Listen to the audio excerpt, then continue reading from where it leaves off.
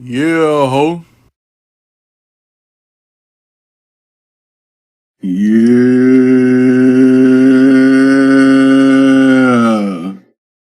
It's your favorite N-word, Terrance Prescott Barnes, bringing you another fantasy file titled Zooming In on Dick in the Dark.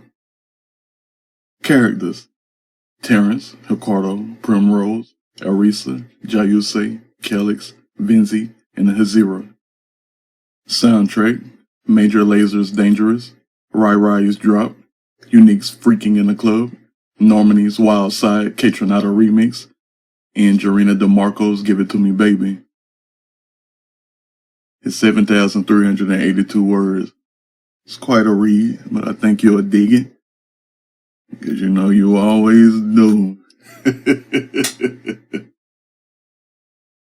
It begins.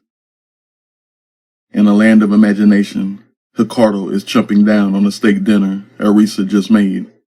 Mashed potatoes decked out in butter and cheese. Everything else just as deep with flavor. For the purpose of moving it around and around like a clock for the amount of time they plan to be on the dance floor tonight. After they finish their last bite, then chug another glass of wine. They get cleaned up, then dressed up to see if they can get into Club Glow. They heard about the event over the week while Ricardo and Erisa were unpacking and getting settled into their new place. Ricardo Calixto eventually runs a towel over his supernova of a body, a few drops of water here and there while he slicks his black hair back, followed by wiping the towel across the steamed mirror. Now you can see the black hair from crown to sole, guardian over the jaw, chest hair glorious, accompanied down the tummy, around the back, over the cheeks, and keeping his legs warm. There's tattoos all over his body, a plethora of things, a plethora of colors, and he has a silver nose ring. Yes, he has been mistaken for a minotaur before, but moving right along. He puts cologne over all the right spots, then winks at the mirror, carries his chocolate eyes to his room, then gets dressed so he and Erisa can pre-game before they get drove to Club Glow. Ricardo is in metallic red boots, metallic black pants with fishnet fronts, but the crotch is guarded, and a metallic silver tank top with a fishnet centered area. Looking quite luxurious, but topped it off with a metallic red necklace that has a metallic black merman charm hanging from it. Yeah, his pale skin is covered in luxury, but it's the way he wants his tattoos out that proves he is going out to celebrate. Possibly celebrate all over a man, just in case isn't a lost art form to him. Erisa happens to not be matching him, cause she adores the color blue too much. Everything she has on is glimmering in blue. A little party dress like Abby's from Broad City, some sneakers to dance in cause she felt like getting her sweetie on, and the simple octagonal cut sapphire hanging from a silver necklace. Black hair laid to perfection as it moves perfectly and rests perfectly when she's not moving. Pinky's out, cleavage up to the ceiling every time she throws a shot back with Ricardo. His pinky out and his pecs up to the ceiling too. 7 shots in that Club Glow early, but they were lucky cause it seemed like the club was semi-packed, and all they wanted to do was dance their lives away. Not even 3 steps into drunkenly enjoying the dance floor away, and the line begins to form. Bass throbbing in their eardrums while they sway, bounce, thrust, move their feet, and wave their hands to perfect move your body tunes. A couple of hours landed them at midnight with a break. Erisa dips out first to hit the ladies' room. Ricardo told her he'll go after and bring them back some poison, but not before they blaze up a cartridge and add smoke to an already smoky atmosphere. When it was Ricardo's turn to go, he shimmied through the crowd to find a gentleman's room. In slow motion he went. In slow motion he felt several ass grabs, and then looked directly in the eyes of many men.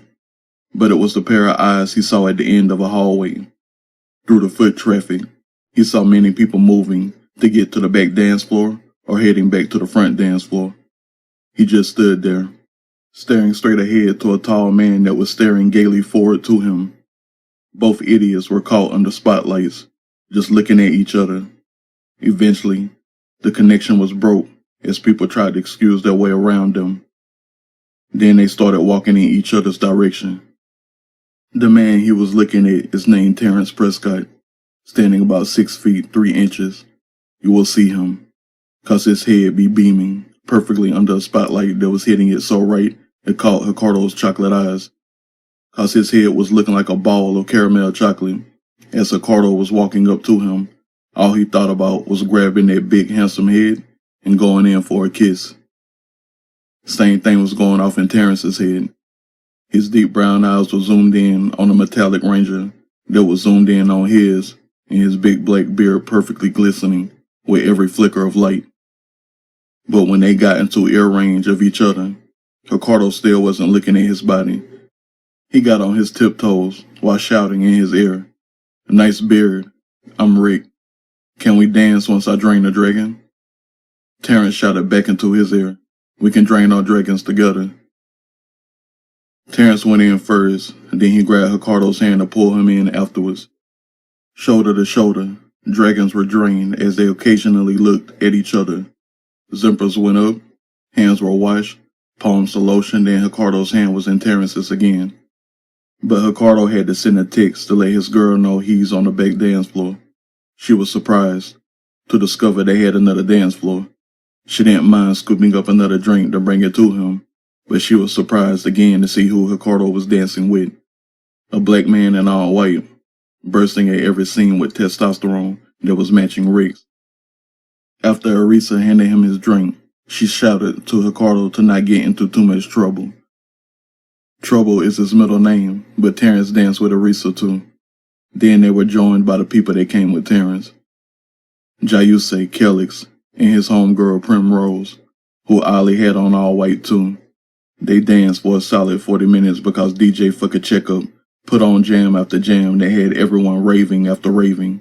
She wasn't stopping. She was DJing to make sure people's doctors knew what they were doing. Why were they doing it? Because of the theme of this club night. Ricardo and Erisa found out from them that everyone who wore white was single, minus Jyuusei and Kellix. They just didn't want to be the odd people out like Ricardo and Erisa. Then they found out that they were new transplants. The 4 natives blew up with excitement, and so did Terrance's tent in his pants. Terrance and Prim Rose were definitely single to the point to the both of them hit on Ricardo and Erisa at the same time, in the same breath, in the same way. Talking about, "If you dance with me, this is our first date." Everyone laughed, but Erisa cleared the air to let them know she's of the hetero persuasion, but gave Prim Rose a hug for being as beautiful as she is. Red, long, wavy hair down to her stomach, over green eyes, caramel chocolate skin, and body for days, looking like she coined the words brick house as she bust at the seams too. Little cocktail dress with thigh-high white boots on had plenty of people looking, but if Erisa was of the homo persuasion, she wouldn't be able to resist everything Prim Rose had on display. Moving right along, Ricardo and Erisa let them know they are fresh from Brazil.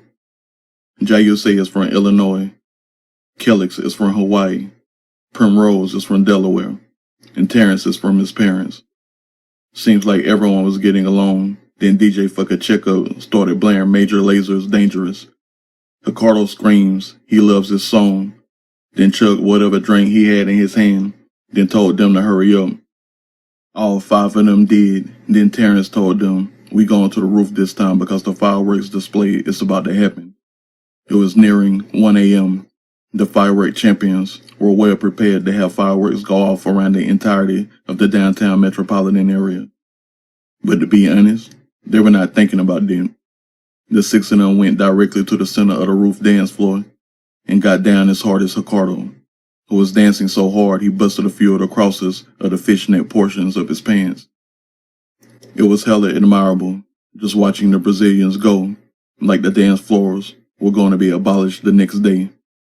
Terrance was staring as Ricardo was staring at him when he wasn't jerking hard enough to take the planet off of its axis. Ricardo was the show at that point, just throwing around all kinds of dance moves while Terrance was zooming in on his lips, his neck, his muscles, his sweat, and how his crotch was thrusting just right. The whole 3 minutes, dancing like he had just got to the spot. Then the song changed to Rah-Rah's drop, and it was Terrance's turn to act the fool, 'cause it was his song. For 3 minutes, Ricardo watched Terrance jump up and down with his head going in all kinds of directions, then dip it low while flexing his gigantic arms. He was good for the stroke. All Ricardo did was zoom in on his lips, his neck, his muscles, his sweat, and how his crotch was thrusting just right. Terrance busted it down to the ground and busted it back up into the air, and as soon as he jumped again and put his crotch at the height of his head, fireworks went off. It was that time of the night. Terrance asked Ricardo, could he kiss him? Ricardo said okay. Slowly going in, they collided softly, then exploded, out of sequence to all of the fireworks bursting around downtown. All 10 minutes the show went on. They kissed without any interruptions in the middle of the dance floor, with several other couples and a few thruples kissing. Prim Rose and Erisa went to the bar to grab another drink, but as the bass was swimming around explosions in the sky, 2 pairs of lips were doing all the dancing, until the third legs decided to join in. They were rearranged to stand up like the fellas who were at full attention in highly drunken kisses. Jyuusei swimming back and forth, up and down as they took turns going from the bottom lip to the top lip. No telling what music was playing, no telling who was around, no telling what time it was. Time stopped, then they were suddenly jolted out of it. Jyuusei and Kellix were making out for the umpteenth time the entirety of it too, but had to break what the 2 new lovers-to-be were doing.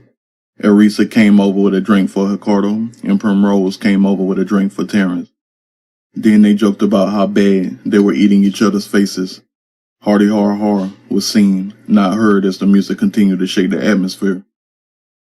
Terrance leaned over to Ricardo to tell him that every year, when the fireworks champions shoot their wide range all the way around downtown show, that if 2 people kiss the entirety of it, they will be blessed with good fortune to always celebrate their joy, their lust, their ventures, and the love they have for each other. Then added, but I've been wanting to kiss you forever and a day.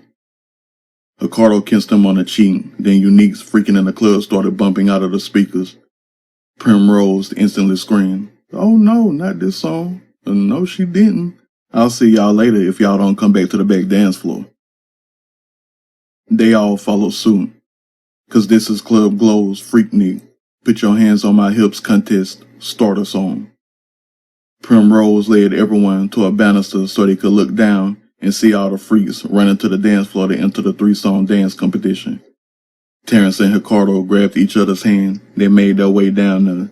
So did Jyuusei and Kellix. There were lesbian friends couples, gay couples, straight couples, rushing to get to the bright red spotlights. As soon as they all found a spot, Terrance told Ricardo to get all the way loose on him 'cause we have to win this right now. Ricardo put his leg up and Terrance grabbed him. They both started grinding like snakes, then started to make out again, all the way to the beat. Both popping their cheeks at the same time, both being a big spoon, both sliding their hands where they shouldn't be slid. Then Ricardo told him to bite me. From behind, Terrance's hands on his hips, on Brick got it up with him. Ricardo's hands over his with teeth on his jugular, lips facing the ceiling, chest set gloriously in the glimmering lights, while on Brick, and it was very visible, all into Terrance's direction. They spun around, not knowing exactly what was going on 'cause even Terrance had his eyes closed. Everyone was zoomed in on Rick's dick. Ooh-wee! The grinding didn't stop. Then Ricardo jumped up to get caught, wrapped his legs around, then they were hooked. Then the thrust to the beat started. Strong, obvious thrust that had Ricardo going up with perspiration bouncing off of his locks and catching the light just right. Then they started kissing while they were on the floor freakniking to the maximum capacity. They freaked each other in that club continuously for the 3-song quick mix that kept weaving in and out of Unique's cut. It ended with the bass line watching Terrance and Ricardo still kissing while they kept thrusting each other to the beat, ever so fucking gently that you knew they were men. Then the music stopped and DJ fucking Checkup screamed, well, well, well, I think we have our winners for the Freaknik dance contest for the night. Get freaky, hoes. Waitresses bring them mics and they have a little exchange with the DJ. A little, very ridiculous exchange that dealt with them explaining that they just met each other. Unlike most strangers, Ricardo got to brag that this is his first club night in the States. He got a big welcome. It was lovely. It was a long welcome and Erisa went down into the spotlight just to say hey. So it wasn't a little exchange after all, but the fellas just got to brag about knowing how to dance so well together. Trying to have sex with a stranger was never so obvious, but it was the true definition of Freaknik, and the DJ knew what time it was. It was time to take everyone to the wild side. Normandy's K-Tronada remix to Wild Side had everyone instantly dancing their asses off again. The new group of six went back to dancing, whipping round hair, throwing hips, throwing bowls, and shouting as loud as the speakers. All until the record skipped and gunshots started to rain upstairs in the club. The lights went off and everyone started scattering. It was horrid. What was a lovely night of lustfully rocketing into orbit and becoming two lovers in outer space crashed when more than 30 shots went off in that room upstairs. Everyone ran for exits. Everyone ran for their lives. The police and SWAT filed downtown unsuspecting of what was waiting on the inside of the manager's den. It was one of the investors of Club Glow, Reddy Rex, a man that be out there on that bullshit, but he ain't with the bullshit, but the bullshit seemed to catch up to him. Finally. You would think that much animosity and over 30 shots meant that he was a stand-up guy for the community of this town. You would think he reads the kids at libraries, but instead, he's getting casket fitted, and you know how that sounds, even when it hasn't happened to you. It took a while for the new group to find each other. Ricardo and Erisa didn't get separated, but they got separated from everyone else. No bullet wounds, but a tragic trauma stance just took place. Terrance found the two of them with Kellix's help. Jyuusei was already on his tactical stuff and trying to place his memory correctly so he can relay it to fellow officers. Prim Rose found him when he finally came out of the club. Then all four of them came to the entrance. Jyuusei proceeded to calmly talk all five of them into giving witness statements, unless y'all want to opt out, and just agreeing that the music cut, the lights went off, followed by at least 25 shots fired in the manager's den. Everyone nodded their heads in agreement, so they didn't have to get caught up for too long. Once they were all done, no more than 10 minutes worth of time, they just didn't know what to do with the early morning. Kellix asked Jyuusei if he had to stay long. The answer was no. He just needed to talk to his lieutenant. As Erisa was preparing to turn around to leave the yellow-taped area, she turned right into his lieutenant. Venzi Waolin, really Lieutenant soon, while in uniform, but the way he embraced her to make sure she wouldn't fall spoke to Erisa. She blushed and excused herself out of the way, but everyone saw it because it wasn't just a quick stumble. They looked into each other's eyes after he called her. Then they both slowly stood the hell up. Nah, they saw that Erisa, moving right along. He also had the nerve to turn right around before addressing Jyuusei just to look at Erisa, who was looking back at him. They were wilding. Then Jyuusei informed him of the things that happened. Terrance asked Ricardo if he could take him somewhere so they could talk. He obliged and asked, what would such a place be? Terrance told him Izzy. Ricardo and Erisa both looked at him like he was crazy. Not because his country as hell accent. He then added pizzeria to the name of the joint. And they were in. So was Prim Rose and Kellix.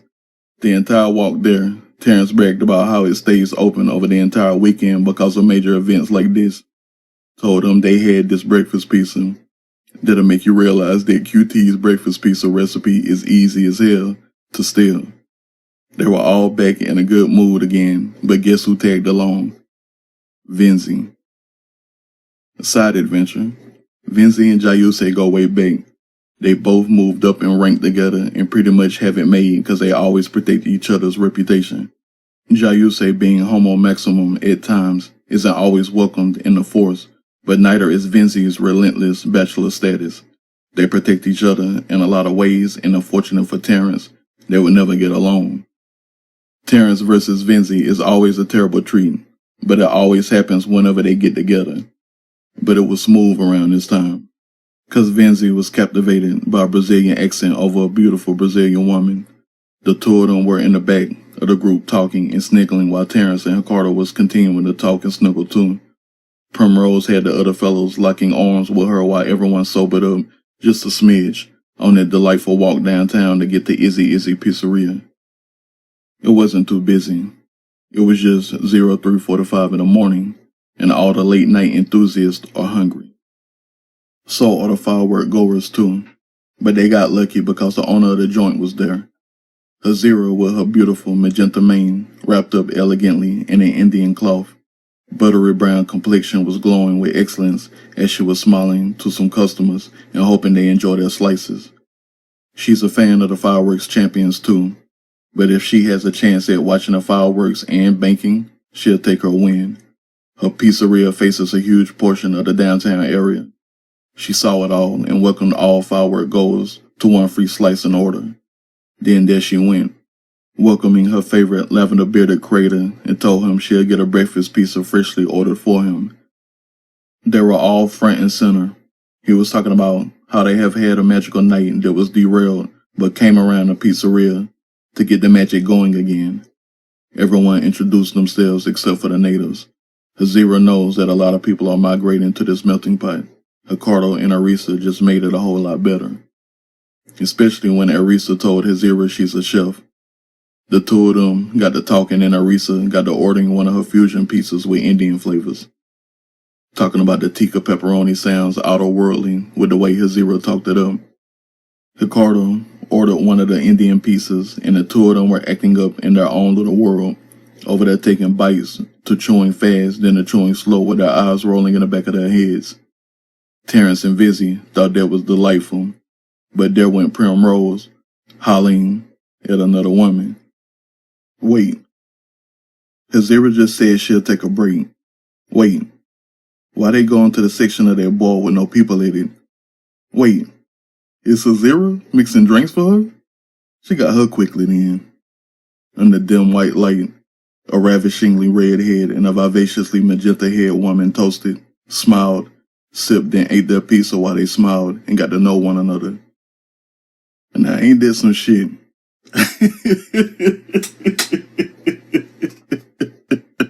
I'm sorry.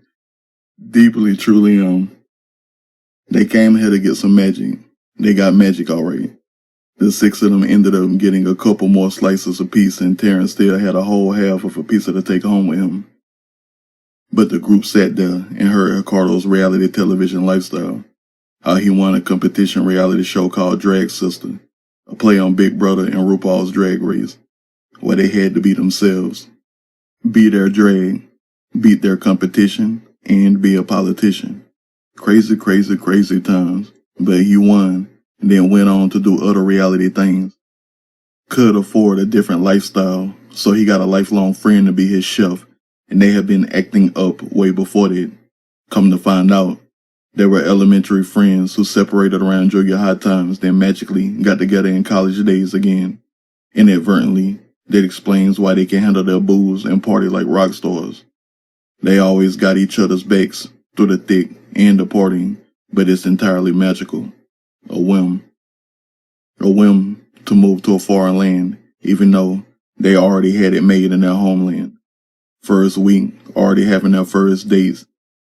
Then they started to object, like they weren't on a date with Terrance and Venzi. Then Jyuusei got further upset because they got upset at that silly statement, talking about whatever you Brazilians have, it could be dangerous. Because Terrance and Venzi have never been able to be around each other. Kellix interjects with, not one bit. Jyuusei continues with, now, all of a sudden, y'all bring y'all bladders of titanium from Brazil and float around them juicy lips to put hands on your hips. Now they can hang with each other? Terrance over there shrugging, talking about, why are you mad? Jyuusei slowly turns his head. All full moon circles slowly turn. Then says, I've been trying for 5 years to get you two to get along. Not one side-eye tonight. I guess I hate both of y'all now. They all laugh. They all continue to eat pizza. Then Venzi gets to explain to Erisa what kind of man he is. Venzi just lays it on casual, talking about he always felt like he needed to protect people. Always protected his little brother and sister against the Asian discrimination, but he is in a position to ease or bridge a generation lost. Other times, lobbing lead at gun ranges, lobbing plasma at your boy over there on hella guns, running city emergency drills with my ace, and making sure my superpowers are sweet to the game via our doctor. But he noticed one thing when he met Erisa. He noticed he doesn't get out enough. Terrance halfway rolls his eyes loudly to the point a huge eyeball was about to roll through the entrance and ask, "Is this what a party is?" Arguing about they've been trying to get him to live a little for years, but Jyuusei interrupts to say, "Have y'all been gaming behind my back this whole time?" Kellix grabbed his hand and shook his head. Then Terrance whimsically says, "CE, you have him coming out the bag already. Telling truths and things now. I bet he will no longer need that therapist." Venzi grins and chuckles to say, "I'm seeing your mother next week. Be expecting a call." They all laugh, but we have to explain to Erisa the culture of your mama jokes stateside and tell her she'll love my mother. They all vouch in a very wholesome way. Then Ricardo asks Terrance what kind of artist he is. Terrance opens his eyes real wide and then looks off in a completely different direction for a few seconds and says, "If you know the show, That's So Raven, then that's what kind of artist I am." Ricardo and Erisa lose their shit, which makes the guys lose their shit. The whole table was in an uproar. It was the Trey Beyond of stupidity. Then everyone had their favorite moment spell of the show. Long laughs. Long laughs. It was timeless again as they wiped tears off their faces. Terrance then begins to euphorically tell them that he writes stories to help all them late and adult lifers get better than their parents, in a very King Serenity way, like he was at spoken word in a spotlight turned lavender, whispering loud lessons that our opportunity is your life. Make it count until your last breath, because you'll never get yours eventually. You'll only get it if you fight for it, in the form of high fantasy epilogues. Venzi mumbles, "Sounds doctored, bro." Then takes a swig of his drink like he didn't do more than mumble, followed by him putting his arm around Erisa. Terrance couldn't say anything because Erisa started blushing again. She looked up at him in his ice-cold blue eyes and said, "You smell delicious." Terrance, Jyuusei, and Kellix yelled, "Hey!" pretty loudly. Then they could hear Prim Rose all the way from the bar yell, "Hey!" too. Then she followed up her A with, "Them guys like to party."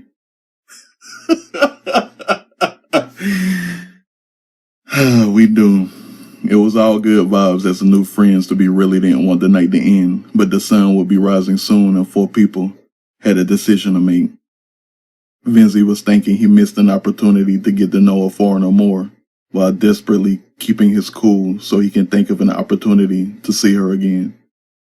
That reputation of his is serious, always claiming he would never find a woman of his dreams. If you asked him, he would say he gave up a few years ago. Tonight, simply came downtown to make sure his best friend was okay after a horrible, brutal shooting, then put his hands around her shoulders and looked into her green eyes. Night sky was still covered in smoke from other residual fireworks going off, but he saw how bright they were, and he felt how warm she was. Been captivated ever since, and all he keeps thinking about since she said it was how she says you, let alone his name. Erisa says Venzi Waolin so smooth it made his heart jump. But he hasn't thought about his rivalry with Terrance whatsoever. He knows that he and Jyuusei are best friends, but Jyuusei is his best friend. Explains the hate camaraderie, but there Terrance was with Erisa's best friend in utter bliss too.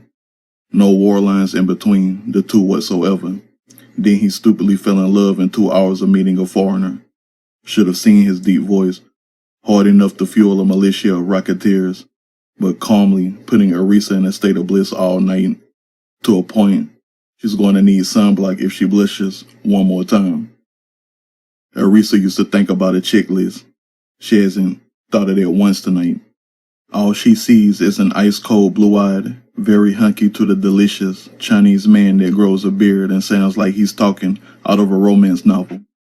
She knows her English though, because when Jyuusei and Venzi were talking about how they grew up in Springfield, Illinois together, then both oddly transporting to this town at the same time, they always had each other, but she knew what the word spring meant, and she knew what the word field meant.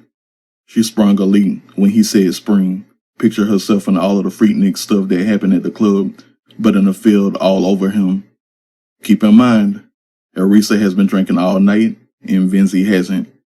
Yet still, no checklist streaming across her mind, but him, and she was collecting every view on him like she's a virus and he's the host.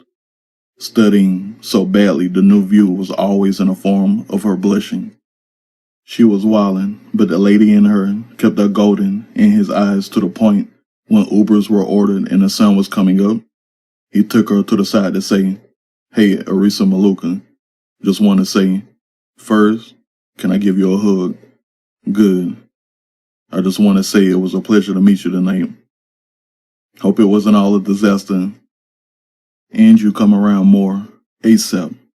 And I know if you've been drinking, you've been blushing, you've been flattering, but most important, interesting. Would like to, will adore, but love to see you again. Unconventional meetings, but if you remember me, you know my name. The one I put in your phone to remember. Good. See you soon, okay?" In the meantime, through all that discombobulation of stranger danger, but not really, a chef and a police lieutenant. What could go right? He's accepting of the gaze. She's willing to see him again. Ricardo is willing to see something new. The whole time, from the hallway to being the last two at the table, just thinking, who is this man? Thinking he always wanted him, a bald-headed hoe, and it just happened. Appeared under a light, no fairy tale. All bullshit caused the way they danced the night away. He still wanted to be there with him. Bumping chest, bumping crotch, grooving hips, hands squeezing all the right spots. But what would they feel like around my neck? Bragging about non-existent massage skills. And I really want to see what that's about. Feeling like he's been moving weight around the gym, like rearranging where all the equipment is on a daily, and somebody got to get tickets to this gun show. I want him to have free admission. Now. Then have to catch himself and ask him to speak again because his accent is truly country, honestly. There he was, every syllable, wanting to understand what that mumble-mouthed giant was saying so he can understand it for a lifetime. Already wildin', and it's just the first date. But it was the way he said, doesn't matter what the second date is as long as I'm with you. All day, that was gay, but all day, I'm going to be gay with him. Then there's Terrance, simply playing in and out and all around of Ricardo's gay jokes like they were meant just for the two of them. How big eyebrows just popped in his view, then the view got closer as he studied a face he thought he'd never see. From the strong slick back, glistening beard, hugging those juicy lips, then ascending to eyes so chocolatey he thought it was his birthday. Turned into a thick man summer as his neck introduced him to an accent that made him want to stay around him the entirety of the night, not thinking once, what did I do to deserve this? Always thinking, I'm definitely having a good night and I hope he is too. This situation doesn't feel complicated because they just naturally got along like they were friends that never met. All it took was looking into his eyes and introducing himself, converging over Hova's life under every color of the rainbow. Fuses bursting into celebratory calamity tasted good for 10 minutes. A glimpse of the night ended when Ricardo said, "I'll do whatever you want to do. You seem alright." Terrance went in for a hug, got one, and kissed the right side of his head, then hugged him up to say, "Let me make sure Rose is alright. Then we can make sure we're alright, 'cause you're coming with me to my place." Hazyra was laughing, while she rested her head on her left hand and just admired Prim Rose for the ravishing woman that she is. Completely fascinated to be reminded that there's a state named Delaware. Had her feeling like it's a land of magic cause Prim Rose was speaking pretty poetry to the point that she wanted her inside of her.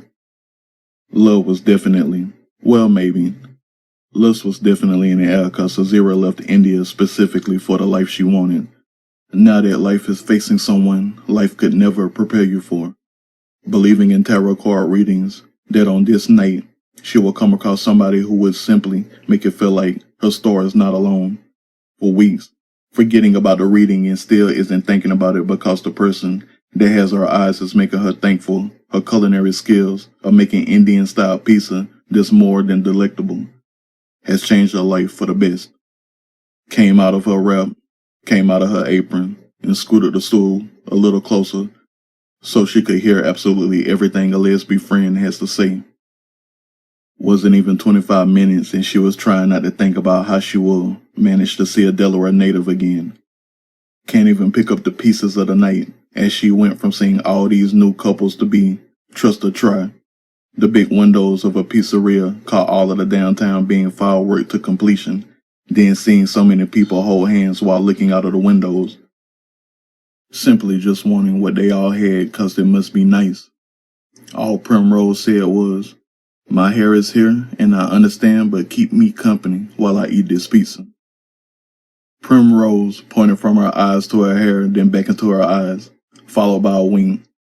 Made her heart jump. Jumped right into clocking out for a break as her employees took the reins for anyone coming in for any of the other breakfast pieces. Not tired even though she's been working since 7 p.m., hanging out with a not tired woman who's been partying all night. They made her feel like she just took a 5-hour energy, fully attentive as she watched Prim Rose slice up a slice just so she doesn't mess up her lipstick. Innocently flexing her arms, moving back and forth so that no crumbs would touch her all-white outfit. It was venomous seeing the glitter on Prim Rose's cleavage, neck, arms, hips, and face, cause no matter what she was doing, she was glittering in Hazyra's memory reel as if she's watching her glide across a red carpet. Far from darkness, and even in darkness, Hazyra will be able to see her clearly. It was so hot at those 2 bar seats and not a single person knew, not even those 2. It was throbbing magnificently to the point Prim Rose wasn't even thinking about the hit she completed at the club that got them at the pizzeria in the first place. Yes, Prim Rose was the one that unloaded 3 magazines of 15 rounds each, according to the FBI. Reddy Ricks was a prime suspect in sex trafficking, and there wasn't a lot of evidence that they could pin on him. But he had enough enemies that a contract came Prim Rose's way to be taken out at any time. And what's a better time than when the fireworks champions were in this town? Almost maxed by everyone believing in finding love on such a celebratory night throughout a celebratory week, cause he was doing the opposite of love. Law enforcement would have rather got intel from him so they can take down more people, but the wrong person came up missing because of him, and the family definitely paid handsomely to have him to cease to exist. Prim Rose isn't a victim of sex trafficking or anything, but she is an undercover agent of a white branch of the government that works in light to keep the general public safe. Prim Rose spent 2 weeks getting ready for this, by coming into town before the event just to get in good with a few employees so she can enact her plan. Pretending to deliver an important package she intercepted so she could face to face with him while the club was at peak times. Then make him cut the entirety of the sound system so that when she pulled the trigger, everyone would scatter and she could make away easily. The cold-blooded thing was, he never saw Prim Rose's face. Her all-white outfit never came off.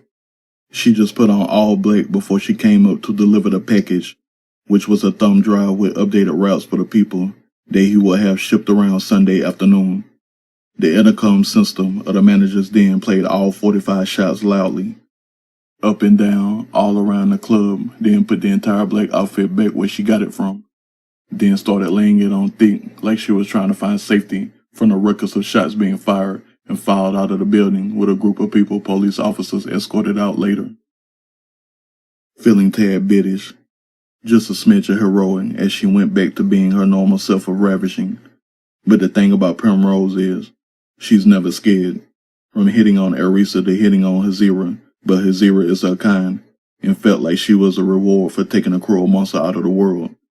Love was in the air, all over this town. Felt lucky. Not because of the $700,000 that was sent to her accounts, but because Hazyra made her signature drink, the Rose, a martini that's as rouge as Valentine's Day over a mixed berry flavor, and Hazyra had all the ingredients. It became Hazyra's new favorite drink as the two of them played around with spinning their martini glasses just to get the salt with the flavor until it was all gone. Prim Rose ended that meal with, "I hope you know that I like to see you again. I come down here often. T is one of a kind, and I'm kind of his biggest fan, so I must see you again." Hazyra told her she would see her again, gave her her number, and Prim Rose asked her to get ready for a contact photo. So they went outside Prim Rose taking her by the hand so she could take a pic of her in front of her establishment that was preparing for the morning rush. That solidified Prim Rose and Hazyra seeing each other again. Now it's far from innocent. Jyuusei and Kellix were home, doing what testosterone does after coming back home safely. Hella safely. Their happy home was full of steam as they blew away the night in a long shower, then blew Z's into the atmosphere as they peacefully fell into dreamland.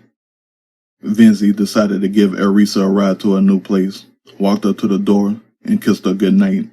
The sun hit them peacefully as they kissed mad softly in an uproar that they didn't let damage their morals. If Hoa's life were in their Rolodex, they would have said to hell with it and showered the love away to make some more love. Yet they kept it a stack and told each other that dinner is on the horizon for Sunday night and both will be there. Then started kissing again before the both of them had to separate for insurance reasons. Prim Rose ended up getting a hotel room because she knew exactly what Terrance and Ricardo were about to do.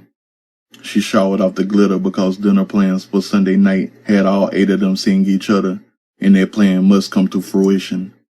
Just smiling the entire shower, then doing her beauty regimen that turned her into a beauty icon in the first place. Then sent Hazyra a text of sweetness before dozing off for the morning. Terrance and Ricardo were in a dimly lit shower. Water warm, falling from the ceiling, drops of water bouncing off of their heads, shoulders, and what you wish you could zoom in on in the dark. They studied each other while showering slow, then slowly swallowed each other, like the time is of the essence and it's a situation to remember. They were giving it to each other, purposely because of the song Terrance had on replay. Jarena DeMarco's Give It To Me Baby. Replayed softly for a minute of moments as they washed off all of the wholeness of the dance floor. Hands full of lather, but with the intention of studying cheeks, legs, members, tummies, pecs, and jugglers. Rinsing themselves off felt chaotic because they foolishly made out under the waterfall like oxygen isn't important to their lives. For an immensely long time after they busted onto each other, onto the tiles, thrusting their members into each other while holding each other as if what's happening isn't really happening. Dead ass is happening, and they dead ass met each other in dreamland again. Terrance started calling him Mr. La La Land. Woke up calling him Mr. La La Land too. Then they got ready for the dinner the 8 of them planned on having, just going as if they weren't strangers anymore. They had just met each other, went home together, then started being together. Had each other feeling like it's better not to be alone. It was lovely, but it felt normal. All because Terrance handed him a new toothbrush and told him he's welcome to stop by at any time. Ricardo asked, "Oh, really?" Terrance said, "Yeah, I ain't doing shit but creating animated series. I'll make time for you whenever." Ricardo went in for a hug that felt like 4 years worth of time. Terrance hugged him back for what felt like 4 years worth of time.